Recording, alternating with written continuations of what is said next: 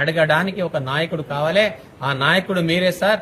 ఖచ్చితంగా మిమ్మల్ని గెలుపు బాటల్లో మేము తీసుకెళ్తామని హామీ ఇచ్చారు. కాబట్టి ఈ వేదిక ద్వారా ఒక స్వతంత్ర అభ్యర్థిగా యాదగిరి శేఖరరావు మీ ముందుకొస్తున్నాడని తెలియజేయడం కోసమే ఖచ్చితంగా గెలుపు నల్లేరుపై నడితే ఉందని తెలియజేస్తూ, ముఖ్యంగా అన్ని పార్టీలకు అతీతంగా, అన్ని కులాలు, అన్ని మతాలకు అతీతంగా ఒక చదువు చెప్పే కులం, విద్యా కులం, ట్రస్మా కులం అందరూ నన్ను అభిమానించినందుకు, ఆదరించినందుకు పేరు పేరున మరొక్కసారి అందరికీ కూడా చేతులెత్తి నమస్కారాలు తెలియజేస్తూ, పట్టభద్రులందరికీ కూడా ఒక్క మనిషి వచ్చిండు అంటే ధనబలం కాదు, కేవలం పేదవాడిగా ధనం అనేది, డబ్బులనేది శాశ్వతం కాదు, పదవులు శాశ్వతం కాదు.